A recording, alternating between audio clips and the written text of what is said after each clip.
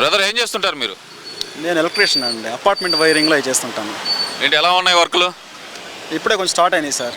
ఇంకొక 6 నెలలు పోతే బాగా వేగం పుంజుకుంటాయి, ఇంకా బాగుంటుంది పరిస్థితి. మరి గడిచిన 5 సంవత్సరాలు ఎలా ఉన్నాయి నీ వర్క్లు? మరి వర్క్లు ఎక్కడ ఉన్నాయి సార్? వర్క్లే లేవు అసలుకి.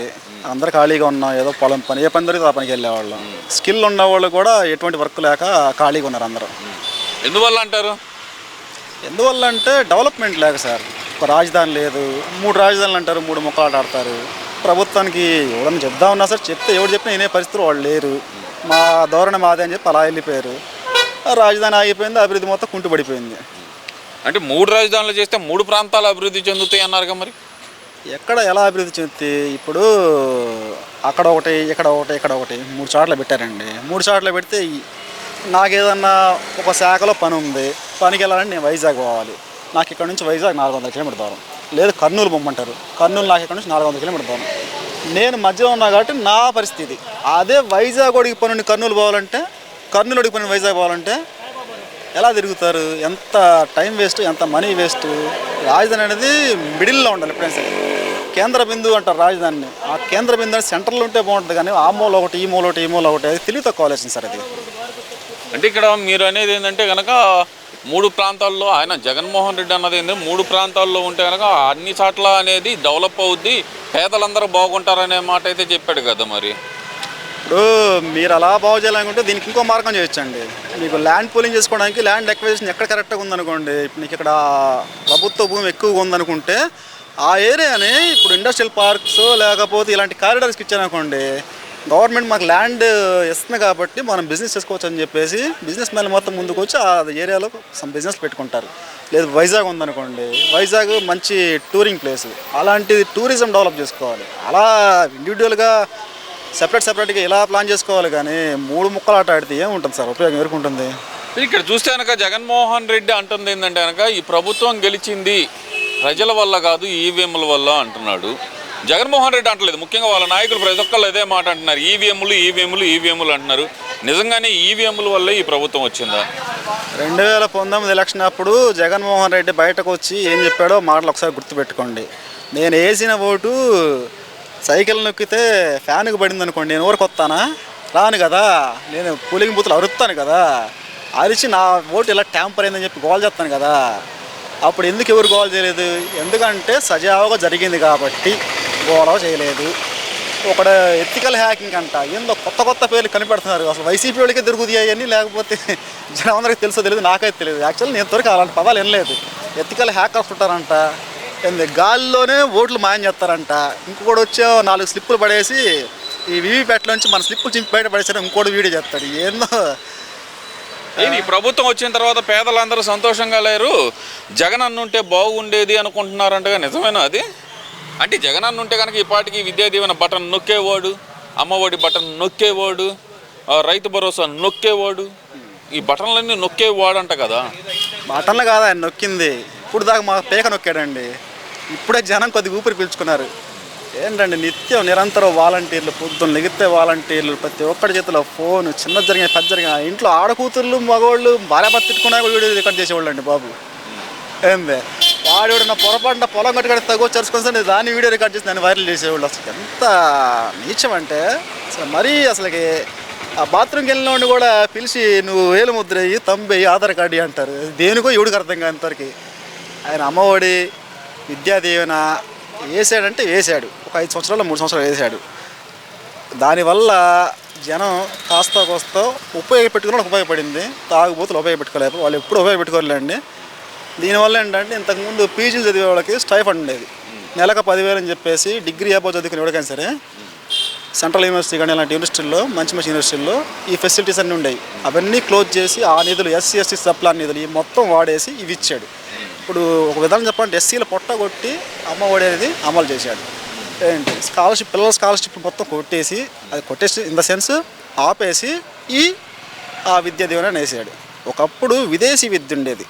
నాకు నిజంగా టాలెంట్ ఉంది, కొంతకు నేను 99 మార్కులు తెచ్చుకుంటే ఎగ్జామ్ రాస్తే నాకు ఏదైనా సీట్ వచ్చిందనుకోండి, ప్రభుత్వ సొంత ఖర్చులతో విదేశాల్లో చదువుకునేవాళ్ళు. ఇప్పుడు ఆ ఫెసిలిటీ ఉందా?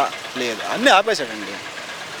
ఎందుకు ఆపేశాడు అంటారు? ఆయన నేను పేదల మనిషిని, పేదల కోసమే పుట్టాను, పేదల కోసమే పెరుగుతున్నాను, నేను పేదల పక్షానే పోరాడతాను, ఇప్పుడు కూడా పేదల మధ్య నుంచే ప్రభుత్వం మీద యుద్ధం చేస్తాను అంటున్నాడు కదా. మరి ఆయన పేదోడు కాబట్టి అందరూ పేదోడుగానే ఉండాలి. ఏ పని చేయొద్దు, నీకు 15,000 ఇస్తా సంవత్సరానికి, నువ్వు ఇంట్లో తిని కూర్చో. ఏంటి, ఏ పని చేయొద్దు, నీకు ఒక 20,000 ఇస్తాను, నువ్వు ఇంట్లో తిని కూర్చో. సన్నాసుల్లా తయారవ్వండి, అమెరికాలో పోయి చదవద్దు, మందు తాగి లివర్లు పాడు చేసుకోండి. ఏంది, మీరు పేదలు ఎప్పటికీ పేదలే.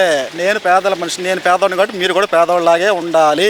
మీరు రిచ్ అయితే నేను ఒప్పుకోను అనే కాన్సెప్ట్ అయింది. మరి ఇప్పుడు చంద్రబాబు నాయుడు గారు కూడా అంతకు మించి పథకాలు ప్రకటించారు కదా, మరి దాన్ని ఏమంటారు? మరి ఇదేంటంటే ఈయన పథకాలు మీరు సరిగ్గా అర్థం కాలేదండి మీకు. ఈయన పూర్ టు రిచ్ అన్నారు, అంటే పేదవాడిని పైకి ఎలా తీసుకోవాలి. ఒక చదువుకున్నాడు అవకాశం కల్పించడం వల్ల, చదువుకున్నాడు అనుకోండి, వాడు పూర్ స్టేజ్ నుంచి రిచ్ స్టేజ్కి వచ్చేస్తారు ఆటోమేటిక్గా. నెక్స్ట్ ఒక నాలాంటి చేతి పని వాడు ఉన్నాడు, ఎలక్ట్రీషియన్ కావచ్చు, ప్లంబర్ కావచ్చు, ఇలా బిల్డింగ్ వర్కర్స్, వాడికి ఏదైనా పని చూపించారు అనుకోండి, వాడు నెలకి 20,000 సంపాదించాడు, 40,000 సంపాదించాడు అనుకోండి, వాడి పిల్లలు చదువుకుంటారు. ఆటోమేటిక్గా వీళ్ళు ఆ పూర్ స్టేజ్ నుంచి ఒక స్టెప్ ముందుకు వెళ్తారు. దాన్ని పూర్ టు రిచ్ అనే దానికి డిజైన్ చేశారు. అది సరిగ్గా గమనిస్తే అది అందరికీ అర్థమవుతుంది. కాకపోతే ఏంటంటే వీళ్ళు వైసీపీ వాళ్ళు ప్రతి దాని మీద విషయం కలుపుతూ ఉంటారు కాబట్టి వాళ్ళు ఎప్పుడూ ఏ విషయం సరే నెగిటివ్గానే స్ప్రెడ్ చేస్తారు వాళ్ళు. మరి ఇప్పుడు కొత్త గవర్నమెంట్ వచ్చిన తర్వాత ఈ 80 రోజుల్లో పేదలకు సంబంధించి ఒక్క మంచి పని కూడా చేయలేదు. దాని గురించి మేము అడుగుతామేమోనని చెప్పి మా మీద దాడులు చేస్తున్నారు, మమ్మల్ని చంపేస్తున్నారు, రాష్ట్రంలో రాష్ట్రపతి పాలన పెట్టాలి. ఇది అంబటి రాంబాబు దగ్గర నుంచి, ఎమ్మెల్యేల దగ్గర నుంచి, మిగతా గెలిచిన 11 మంది ఎమ్మెల్యేల దగ్గర నుంచి జగన్మోహన్ రెడ్డి దాకా ఇదే పాట. నిజంగానే రాష్ట్రంలో రాష్ట్రపతి పాలన పెట్టాలా? ఎందుకండి మొన్నటిదాకా ఇప్పుడు నియంత పాలన చూసాము, జనం ఇప్పుడు ఊపిరి పీల్చుకుంటున్నారు. ఈ ఊపిరి పీల్చుకున్న ప్రశాంతంగా బతకొద్దండి, మళ్ళీ రాష్ట్రపతి పాలన అని చెప్పి కొత్త రాకం ఒకటి ఎత్తుకున్నారు. నిజంగా అన్యాయాలు జరిగింది, మీ హయాంలో జరిగిన అన్యాయాలు. ఒక దళితుడిని డోర్ డెలివరీ చేసిన అనంతబాబు బట్టలు ఇప్పి జిప్పులు ఇప్పి చూపిస్తాడు. ఏందే, ఆఫీస్ మీద పడి రాళ్ళు తీసుకొని రౌడీల్లో ఎగబడి కొట్టే జోగి రమేష్ మంత్రి అయ్యాడు. ఏందే, బికినీలు వేసుకుని తిరిగే మేడం మా ప్రియమైన మేడం రోజా గారేమో మినిస్టర్ అయ్యారు. ఏమయ్యారంటారు ఇప్పుడు వీళ్ళందరూ? అసలుకి వాళ్ళందరూ హ్యాపీగా సంపాదించిన డబ్బులతో లైఫ్ ఎంజాయ్ చేస్తారు. ఏం చేస్తారండి? ఇంకా ఏం జరుగుతుంది అసలు వైసీపీ పార్టీలో? ఒకళ్ళ తర్వాత ఒకళ్ళు వరుస పెట్టి రాజీనామాలు, లేదంటే జగన్ పోకడ నచ్చకంటారా, లేదంటే కనుక ఆ పార్టీలో ఉంటే మాకు రాజకీయ జీవితం ఉండదనుకోవచ్చు అంట. జగన్మోహన్ రెడ్డి గారు ఆయన నిజంగానే ఒక సింహం అండి. ఆయన మనిషి కాదు. ఆయన తన మన అని ఆలోచించాడు. ఎవరికైనా ఒకటే ట్రీట్మెంట్ ఉంటుంది ఆయన దగ్గర. ముందు ఆయన ఎలా ఉంటాడంటే సింపుల్ 2 ముక్కలు చెప్తాను. నేను ఒక రాజుని, నాకెంత సేవకులు కావాలి. ఏంది, నేను ప్రజలకు మంచి చేస్తాను అనుకుంటాడు, కానీ నిజంగా మంచి జరగదు అక్కడ. ఎందుకంటే వీళ్ళ డబ్బులు తీసుకొని వీళ్ళకే ఇస్తా, మొత్తం నేనే చేశారు. రాష్ట్రం మీద అప్పులు పెట్టి కేంద్ర ప్రభుత్వం దగ్గర డబ్బులు లేవంటే ప్రింట్ వాళ్ళే కొట్టాలి, డబ్బులు లేకపోతే వాళ్ళే ప్రింట్ కొట్టి మనకు ఇంకో 10 లక్షల కోట్లు ఇస్తే నేను జనాలకు పనిచేస్తాను అనే విధానం ఉంటాడు ఆయన. సరే, చివరిగా ఏం చెప్తారు? మరి జగన్మోహన్ రెడ్డి రాష్ట్రంలో రాష్ట్రపతి పాలన పెట్టాలంటున్నాడు, రాష్ట్రంలో మాకు రక్షణ లేదు, నాకు రక్షణ పెంచండి అంటున్నాడు. మరి ఆయనకి రక్షణ పెంచాలంటారా, నిజంగా రాష్ట్రంలో రాష్ట్రపతి పాలన పెట్టాలంటారా? ఒక 4-5 సంవత్సరాల దాకా ఆయన చెన్నై కానీ ఏదైనా ఊరు వెళ్ళిపోతే కొద్దిగా రాష్ట్రం బాగుపడిందండి. దయచేసి నా ఇన్నర్ ఫీలింగ్ అది. అంటే ఆయన ఉంటే బాగుపడదంటారా? లేదండి, పెద్దానికి అడ్డం పడితే ఏం చేస్తారండి? ఇప్పుడు అన్నా క్యాంటీన్లు పెట్టారు, అన్నా క్యాంటీన్లో చక్కగా అందరు భోజనం చేస్తున్నారు. ఏదో పేదోళ్ళు బయట తినలేని వాళ్ళే కదా అక్కడికి వచ్చి తినేది, దానికి కూడా కామెంట్ చేస్తారు. నిన్ను ఎవడు తినమన్నాడు? అబ్బా, నీ దగ్గర డబ్బులు, నీ హోటల్కి వెళ్ళి తిను, మంచిగా సుబాని హోటల్కి వెళ్ళి బిర్యానీ తిను, బావర్చికి వెళ్ళి తిను, ఎవడొద్దాను నిండు మండికి వెళ్ళి శుభ్రం కూర్చొని తినండి, బార్కి వెళ్ళి ముందు ఆగండి. ఎవడైతే కడుపులో ఆకలేసి నా దగ్గర ఉంది 5 రూపాయలు, 5 రూపాయలకి ఏం వస్తాయి అనుకున్న వాడి కోసమే అన్నా క్యాంటీన్. ప్రతి ఒక్కడు తినమని వాడు చోట్ల నీకు కలిగితే నువ్వు ఎక్కడైనా 5 స్టార్ హోటల్లో దోర్లు చేస్తున్నాడు అంటే చంద్రబాబు నాయుడు. 5 రూపాయలకి ఏం వస్తాడు? నేను జనరల్ అడుగుతాను, 5 రూపాయలకి ఏం వస్తుంది చెప్పండి?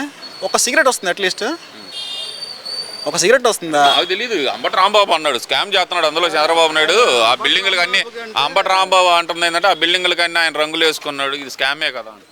అంబటి రాంబాబు గారికి ఇవన్నీ తెలియదులేండి, ఎందుకంటే స్క్రిప్ట్ ప్రకారం పోతుంటారు. ఆయనకి తెలిసిందల్లో ఒక అరగంట లేదా ఒక గంట సంజన, సుకన్య, సమృద్ధి యోజన ఇలాంటి అయితే బాగా తెలుసు ఆయనకి. ఓకే.